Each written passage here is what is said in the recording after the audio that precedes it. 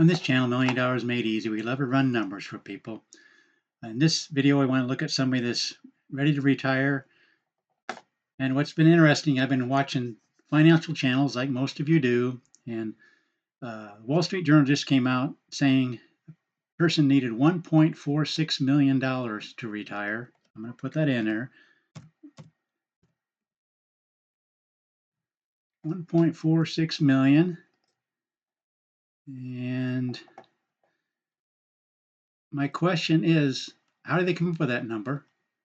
Because if the person thinks he needs $5,000 a month, that's the 4% rule. So yeah, 5,000. But what about Social Security? What about if somebody already gets 1,500 to 2,000 and they figure their planned expenses are 5,000? They really only need what, 3,250, which is 2.67%. Then I read somebody else, and they said Fidelity recommends 10 times your ending salary.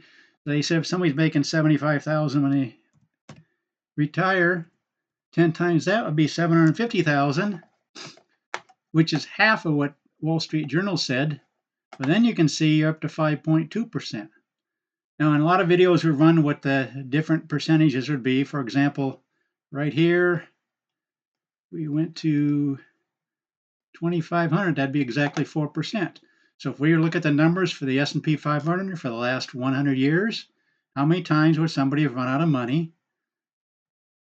Only one, 1929. You wouldn't have run out of money in 2000 if you started out the first 3 years of retirement and you had all of it in the S&P 500. Again, nobody would have all of it. You'd probably do a 60-40 at least, maybe even a 50-50 split. 50% remaining in the S&P 500, 50% going over into a bucket, a cash reserve of some kind that you could withdraw from when the market's going down, and maybe it's paying 3%. Look at the kind of numbers we're talking about here. After 20 years in that scenario, you'd still have over half of what you started with. But if you go to the 1.46 million, now you're only taking out 2%. Again, it all depends on what your expenses are. That's what you have to look at. What are your expenses, planned expenses, after you get your Social Security? If you're planning on $5,000 a month and you're getting $2,500, if you're a couple getting $2,500 Social Security, you don't need. How much could you go up to? Look at the difference. 1.46 million. Let's see here. I'm going too far here. Bear with me. Okay, maybe 5,000 a month. Okay, how many times would you run out of money? Given that scenario with the 50-50 asset split? None. Not even in 1929. Here's 1929's numbers. 4.11%. The 4% rule holds up over and over and over again. It's just interesting how these financial channels just come up with numbers. And I want to show you what the actual numbers could do, even in the worst case scenarios, even if we have depression type returns, or as recently as 2000, those kind of returns where it was down 9, down 11, down 22, and down 37.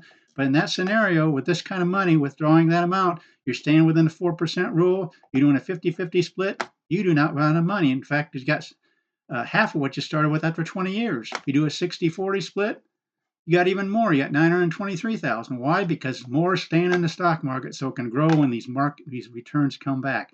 Let's do a 70-30 split. Look at that, 70-30 split. 70 staying in the S&P 500, 30 going to this cash reserve account. Now after 20 years, you're up to 1.132 million. After 20 years of withdrawing 5,000 a month, we haven't taken into account a COLA. Let's do that. See how that might change things. Yeah, the COLA makes a difference, doesn't it? Look at that, 3% COLA.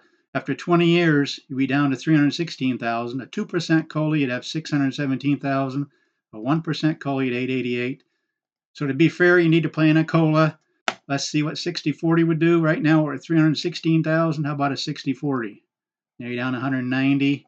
And a 50-50, you're down to 129. So it still looks like the 70-30 split is the best way to go. Let's see an 80-20. 80-20 would be even more, 500,000 left. In other words, it's showing me that you really need to keep as much as you can in the S&P 500, so when it does come back with these kind of returns, you can benefit from that. But you do want to have the cash reserve account, so when the market's going down like these 3 years, you're taking this 5,000, 5,150, this 60,000 is 60, not out of the S&P 500. You're taking out of the cash reserve, so when the market does come back, this S&P 500 balance isn't down so much, so it can benefit from coming back with these kind of numbers. But I just want to run the numbers. I thought it was interesting. Wall Street Journal, you need 1.46 million, and then Fidelity saying you need 10 times your ending salary. If you're making 75,000, you need 750. That's half of what this is. But again, I like to see the actual numbers, and that's what we do on this channel is run numbers for people. If you want me to run your numbers, let me do that. Whether it's in the saving, the accumulation stage, like over here, or in the withdrawal stage, like over here, and I'll run numbers for you. And then we also look at graphs to see what kind of money you'd have after so many years. We can do all kinds of things with your numbers. Just give me the numbers in your beginning balance, what the COLA is, and how much you withdraw each year, and I'll run the numbers. Please consider subscribing to this channel. Please tell your friends about this. I'll run numbers. It's no guarantee. It's just a tool to help you with your planning.